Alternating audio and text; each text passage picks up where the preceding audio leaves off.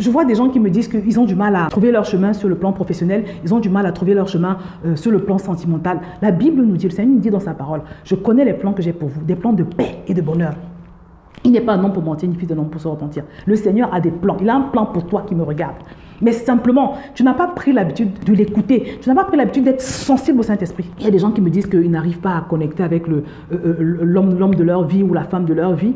Si tu marches avec le Seigneur, si tu lui permets de te dire là où tu vas habiter, là où tu vas aller en vacances, si tu lui permets de guider tes pas, et qu'à chaque fois que tu arrives dans un endroit, tu lui permets même de te dire où tu dois te positionner dans cet endroit. Tu vas pouvoir connecter avec toutes les personnes de ta destinée, sur tous les plans. Le plan du ministère, le plan professionnel, le plan sentimental.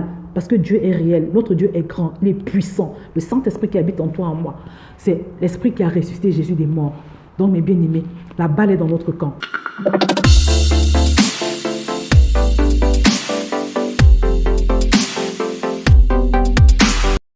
Bonjour à tous bien-aimés, bienvenue sur Vie TV et aujourd'hui je vais répondre à une question que beaucoup de gens me posent, m'ont toujours posé et continuent de me poser. Pourquoi est-ce que Dieu ne me parle jamais? Ou bien pourquoi je n'arrive jamais à entendre la voix de Dieu? Et je voudrais pour cela me baser sur une expérience que j'ai vécue il y a quelques jours. Ce n'est pas la première fois que ça m'arrive, mais quand je l'ai expérimenté, j'ai eu la conviction qu'il fallait que je le partage avec vous. Parce que contrairement à ce que vous pouvez vous imaginer, ça arrive à tout le monde de ne pas recevoir tout de suite une réponse quand on interroge Dieu. Donc il y a cela quelques jours, j'ai pris le temps de prier. Je me suis dit, je prends un temps pour demander au Seigneur en ce qui concerne les sujets que je dois aborder pour mes différentes plateformes, parce que j'ai plusieurs chaînes YouTube.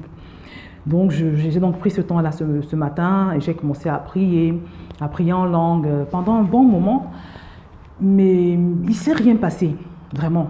J'ai même commencé à prier en langue intelligible en disant au Seigneur, mais Seigneur, voilà, il s'agit de l'œuvre de Dieu, c'est ton travail que je fais. Donc quand je prie vraiment, je m'attends à ce que tu me répondes, parce que si tu ne me réponds pas, je ne sais pas comment je vais faire.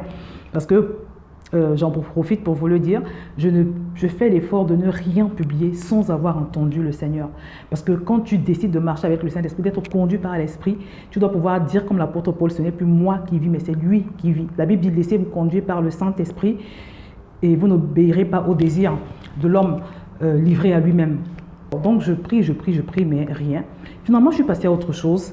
C'était le jour de la rentrée des passionnés de Dieu. Donc je me suis activée, j'ai commencé à préparer tout ce qu'il fallait préparer pour la rentrée. Ce jour-là, j'avais beaucoup de choses à faire. Et donc, 2-3 jours plus tard, cette nuit, je me réveille avant l'aurore, comme d'habitude, pour prier. Et je commence à prier. À un moment donné, l'Esprit me saisit. Et il commence à déverser, il commence à me parler, il commence à m'inspirer des sujets. Je sais quand le Seigneur me donne des sujets parce que j'ai l'habitude. Et je crois que je vous l'ai déjà dit. Et à chaque fois, je sens que je dois m'arrêter pour noter. Parce que quand le Saint-Esprit te donne des révélations, si tu ne le notes pas tout de suite, tu l'oublies. Donc je note. Et à la fin, mes amis, je réalise que le Seigneur m'a donné 4 sujets. Et à ce moment-là, je pense que c'est lui qui me parlait. J'étais en train de penser, mais j'avais cette conviction-là que si vendredi, quand j'ai prié pour demander au Seigneur quels étaient les sujets que je devais aborder, si je n'avais rien reçu, c'est parce que simplement je n'étais pas dans la bonne disposition. La bonne disposition, c'est quoi? Souvent, vous allez vous rendre compte que quand vous cherchez Dieu pour un sujet, imaginons que tu décides d'avoir un temps, le matin ou le soir, ou l'après-midi, peu importe, pour recevoir une réponse du Seigneur. Souvent, ce qui se passe, c'est qu'on le fait comme ça s'est passé pour moi vendredi, alors qu'on a beaucoup de choses à faire. Parce que ce jour-là, j'avais des choses à faire par rapport à la formation des passionnés de Dieu, j'avais des rendez-vous, je devais aller faire des courses, donc j'avais vraiment un programme chargé. Ce qui fait que le temps que j'avais devant le Seigneur était assez restreint. Et vous savez, quand c'est comme ça, souvent, vraiment les fois où ça m'arrive, que j'interroge le Seigneur comme ça et qu'il ne me réponde pas, c'est parce que je ne suis pas disposée. Donc, c'est très important, mes bien-aimés, d'être disposé. Il faut que tu aies assez de temps devant toi. Il faut que tu sois dans une disposition telle que tu es ouvert à ce que le Seigneur peut te dire. Tu es calme, tu n'es pas agité. Et contrairement à ces moments où j'ai beaucoup de choses à faire et où je prends un petit temps pour interroger le Seigneur, il y a eu des moments où vraiment je me suis mise devant le Seigneur dès le matin, vraiment en lui disant que j'avais toute ma journée pour lui. C'est-à-dire, ce jour-là, tu te mets devant le Seigneur, tu n'as pas d'impératif, il n'y a rien de stressant, il n'y a pas d'obligation. Tu as toute la journée pour écouter le Seigneur. Dans ces moments-là, mes bien-aimés, le Seigneur va se manifester vraiment de manière très puissante et très glorieuse. Donc, c'est très, très important d'être disposé au niveau de l'état dans lequel tu es. Il ne faut pas que tu sois agité, il ne faut pas que tu sois stressé, il ne faut pas que tu sois dans une disposition telle que, en fait, Dieu peut même te parler, mais tu n'entends pas parce que tu es en train de penser à ce qui t'attend juste après la prière. Tu vois? Donc, il faut que tu sois libre dans ton esprit. Il faut que ton emploi de temps soit dégagé, il faut que ce soit vraiment au moins une matinée consacrée au Seigneur. Voilà. Et une autre chose également, c'est qu'il faut que tu prennes l'habitude de noter ce que le Seigneur te dit. Ça, c'est la loi de la fidélité. Quand Dieu parle, il parle par plusieurs manières. Il peut parler par des rêves, voilà, il peut parler par plusieurs autres manières, par des pensées furtives et brûlantes, comme celle que j'ai eue cette nuit. C'est très important de noter. Parce que si tu ne notes pas, ça veut dire que tu ne valorises pas ce que le Seigneur est en train de te dire. Tu fais un songe très important, très significatif, tu ne le notes pas. Il y a de fortes chances que tu oublies. À force de ne pas noter, à un moment donné, tu vas te rendre compte que tu fais plus de songes. Parce que ces songes-là, très souvent, ce sont des messages du Seigneur. Les gens me demandent comment est-ce que Dieu fait pour parler. Dieu ne parle pas forcément de manière audible. Au contraire, je dirais même qu'il parle plutôt rarement de façon audible. Il parle beaucoup par des songes, il parle par la Bible, il parle par des personnes, il parle par des pensées. Je vais vous remettre l'article pour ceux qui n'ont pas encore lu. J'ai écrit un article là-dessus. Donc, c'est pour vous expliquer, mes bien-aimés, que très souvent, le Seigneur ne parle pas à cause de notre disposition. Mais ça, c'est pour les personnes qui ont déjà une relation avec le Saint-Esprit. Maintenant, pour les autres, qui vont me dire, parce que moi j'ai déjà eu des personnes qui m'ont dit oui, j'ai bloqué une semaine, j'ai même jeûné, mais le Seigneur ne m'a rien dit. Alors, si tu t'arrêtes dans ce que tu avais l'habitude de faire, dans le style de vie que tu as l'habitude d'avoir, c'est-à-dire un style de vie où tu es indépendant, où tu gères ta vie toi-même, jamais tu n'interroges le Seigneur. D'ailleurs, c'est comme si Dieu n'existe pas, enfin pas qu'il n'existe pas, mais c'est comme si, voilà, il est vivant à certains moments et pas à d'autres. Et que tu bloques une semaine juste de manière ponctuelle comme ça parce que tu veux l'entendre, mon frère et ma soeur, il y a de fortes chances qu'il ne te parle pas. Parce que Dieu est venu vivre en nous par son Saint-Esprit. Pourquoi? Pour que nous puissions fonctionner avec lui dans le quotidien. Je ne sais pas. Donc, en fait, il faut qu'il y ait une détermination à avoir une communion constante avec le Saint-Esprit jusqu'au retour de Jésus. Ton désir d'entendre Dieu ne doit pas être une démarche ponctuelle que tu fais simplement parce que dans ce moment-là, tu as besoin d'avoir une réponse à une question. Je ne sais pas si tu vois. Donc, c'est très important pour ceux qui n'ont pas encore vraiment de relation avec le Saint-Esprit. La première des choses, c'est d'arrêter d'ignorer le Saint-Esprit. Tu te décides, tu te détermines que désormais, je vais arrêter de l'ignorer. Il est en toi et avec toi. Donc, tu dois déjà le croire, bien évidemment, et maintenant, tu décides de ne plus l'ignorer. Ne plus ignorer le Saint-Esprit, c'est quoi? Je décide le matin, je me réveille. Il est la première personne à qui je parle. Je lui demande la feuille de route pour la journée. C'est des choses que nous voyons dans le groupe WhatsApp de la formation des passionnés de Dieu, dans le cadre des 21 jours synchronisés avec le Saint-Esprit. C'est lui qui te donne la feuille de route. Tu l'interroges, tu lui confies ta journée, tu l'interroges. C'est-à-dire dans chacune des étapes de ta journée, il faut que tu l'interroges partout où tu vas. Il faut que tu lui confies les choses, que tu prennes possession de l'endroit, que tu prennes des instructions également. Je vais vous partager un petit témoignage. En ce qui me concerne, récemment, je me suis rendue dans un magasin de bricolage et je le fais tout le temps. Même quand je vais en supermarché, à tous les endroits où je vais, même dans les lieux administratifs, quand j'arrive dans un endroit, je vais toujours d'abord prendre possession, je vais soumettre l'endroit à la puissance et au contrôle du Saint-Esprit. Et je sais qu'à cet endroit-là, je ne suis pas seule. Parce que la Bible me dit que je suis le temple du Saint-Esprit. Il est en moi, Dieu est en moi par son Saint-Esprit. C'est puissant. Ça également, c'est important que tu aies cette conscience-là, mais pas simplement que tu acceptes la chose avec ton cerveau. Mais il faut que tu l'intègres, que tu puisses matérialiser cette présence-là. Parce que quand tu es conscient de la présence de Dieu, véritablement, il y a des choses que tu ne fais pas, il y a des choses que tu dis pas, il y a des endroits où tu ne vas pas, il y a des conversations que tu n'as pas, tu vois. Donc là, tu prouves que, quand tu te comportes comme ça, tu prouves que tu crois véritablement que Dieu est là. Donc moi, dans tous les endroits où je vais, je sais qu'il est là, je sais qu'il est avec moi. Et en général, c'est lui qui m'a donné ce programme, c'est lui qui m'a demandé d'aller à cet endroit ce jour-là. J'étais dans ce magasin de bricolage et j'avais beaucoup d'autres choses à faire après. Donc j'étais un peu pressée. Il y avait plusieurs caisses et je demande au Seigneur, mais je vais dans quelle caisse? Quelle est la caisse qui va aller le plus rapidement? Parce qu'il faut vraiment que je termine vite. Et puis, le Seigneur me montre. Vous allez me demander comment il me montre. Ça se passe souvent par des visions flash, ou bien tu sens. Tu sens que le Saint-Esprit penche vers une caisse plutôt qu'une autre. Et quand je regarde la caisse où je sens que le Saint-Esprit me demande d'aller, je vois qu'apparemment il y a du monde. J'hésite. Et puis au final, je me rends compte que effectivement, fin des fins, c'est la caisse qui ce jour-là avait avancé le plus rapidement. Donc c'est vraiment le Saint-Esprit qui à ce moment-là m'a indiqué de me mettre à cet endroit. Vous voyez? Donc c'est comme ça que je fonctionne avec lui. Un autre témoignage encore qui m'a vraiment beaucoup touché de ce que j'ai vécu cette semaine. Par la grâce de Dieu, j'ai été choisie parmi les personnes nominées dans un gala que mon église organisait cette semaine, le gala des femmes. Il y avait une soirée, donc quand j'arrive à cette soirée, il y avait beaucoup de tables, c'était vraiment grandiose, c'était magnifique par la grâce de Dieu. Donc j'arrive, je prends possession des lieux comme d'habitude, je le soumets à la puissance au contrôle du Saint-Esprit. Soumettre au contrôle du Saint-Esprit et prendre possession des lieux, c'est quoi? C'est déclarer que s'il y a quelque chose de bon ici pour moi, je déclare que je vais l'avoir. S'il y a une connexion ici pour moi, je déclare que je vais l'avoir. Donc j'arrive, je prends possession des lieux, je le soumets à la puissance au contrôle du Saint-Esprit. Et quand j'arrive, je suis toujours en mode sensibilité à ce que le Saint-Esprit pourrait avoir à me dire. Et je sais qu'il est avec moi. Donc je ne suis jamais seule. Donc je suis vraiment comme si j'étais avec une personne physique. Même si je ne le vois pas avec mes yeux, je sais qu'il est là. Donc je fais tout avec lui. Et je suis toujours en train de me demander des instructions. Alors ici je fais quoi? Ici je fais comment? Donc j'arrive dans la salle, il y avait beaucoup de tables avec beaucoup de femmes.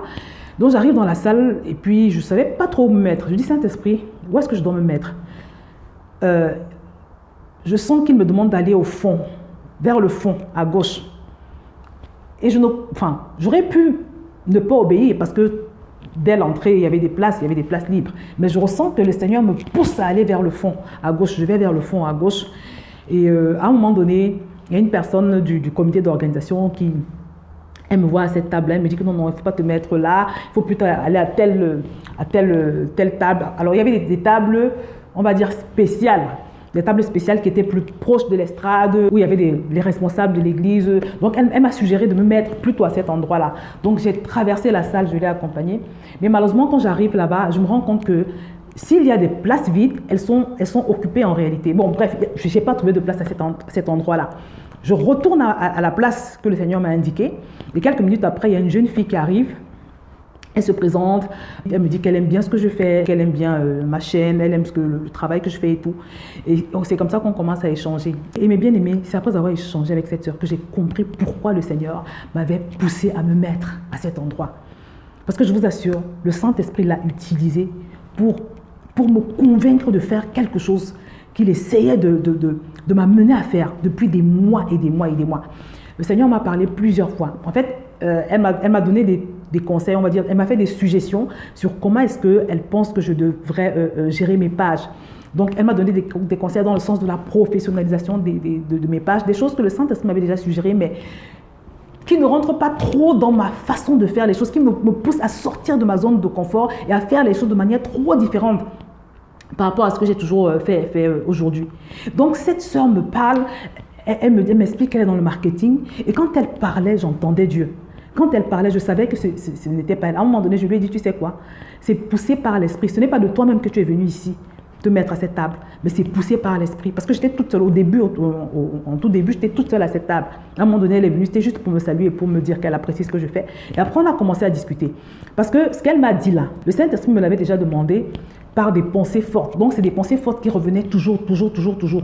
Mais comme ça ne rentre pas trop dans ma façon de faire les choses, j'avais un doute.